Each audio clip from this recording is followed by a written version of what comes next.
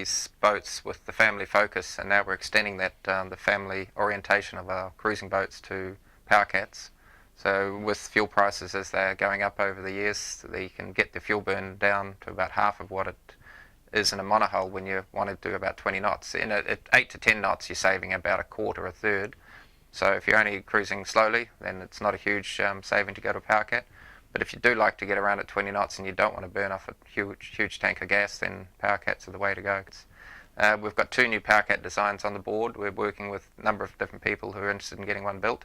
So as soon as we get a confirmed order, it's about 12 to 14 months for the first boat, and from thereafter they're about 6 to 9 month lead time on each boat. We have a 46 and a 56 Powercat in the range, popular cruising boat sizes. The 46 has just got a long enough legs to get to Fiji and go cruising up there. The 56 is a 3,000 mile range boat.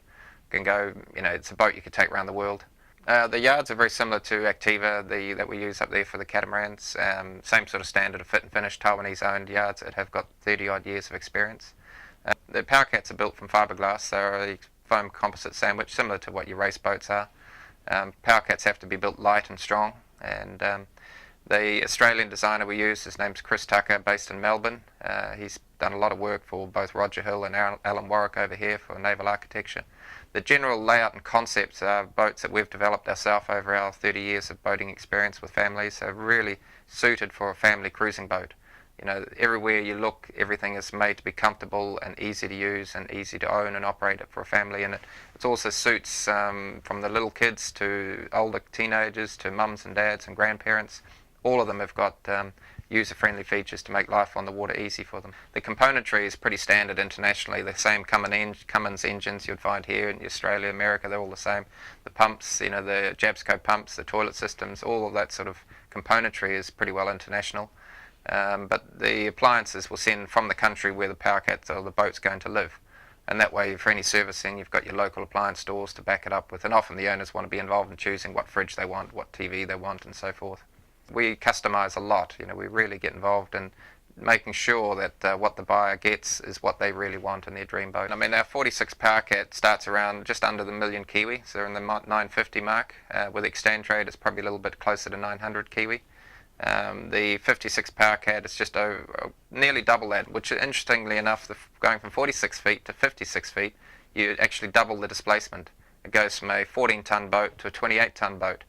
And in only 10 feet, it's quite amazing how the volume blows up, and virtually it's a double the price because the 56 carries extra equipment, double up of things for world cruising, so they become a little bit dearer too. The 46, we can turn it into 4 guest cabins, just reduce the size slightly, and 2 bathrooms, or we can make them 3 guest cabins, bigger bathrooms. Same with the 56, we can be a 3 stateroom boat, a 4 stateroom boat, put in a crew cabin if required, and full walk around engine rooms, which is a great feature of our cats. As most cats, you're really stuck for space down the engines and in the hulls. We've gone for a wide body hull design, shallow draft, wide body, so there's a lot of room around the motors, a lot of room in the hulls. They get decent sized bathrooms, decent sized living, and good engine servicing, easy lazarettes to access, and good storage. The typical choice is teak or American cherry. They can also have Anna Grey or maple, light wood choices as well. The teak's are very nautical, timeless timber, never dates, never goes out of fashion.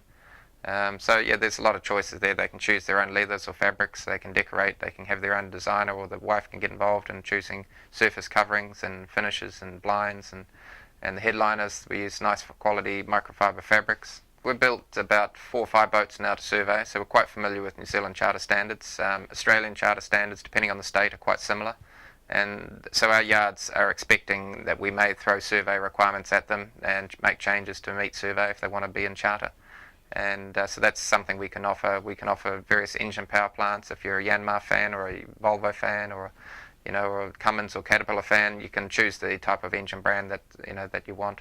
In the tooling, we set up the back end of the underwater section so it can accommodate whether it's a shaft drive or a jet boat, or if it's a Zeus drive or pod drive. We set that up in the engine room and the lazarette layouts, and yeah, the back end of the boat gets modified for that with the tooling. Zeus pod drive we think is a pretty good system. Volvo's also got a good system with the IPS. Shafts are the most economic to as far as the capital outlay and annual servicing cost. They can be shaft drive boats can be left in the water up to 2 years if they're cleaned regularly and the anodes are serviced, and they've got a good coat of anti-fouling pods. You have to expect an annual service, a little bit higher annual cost. Even jet boats, if the people want to go fast, we've done a couple of jet boats. If you want to have a sort of a 40 knot, 45 knot boat, that's where the jet becomes efficient. 35 knot cruising is efficient on a jet. Pods are very good for sort of 25 to 35 knot cruise, and then below 20 knot, an 18 to 25 knot boat is ideal, suited for shafts. That's where the economy comes into play.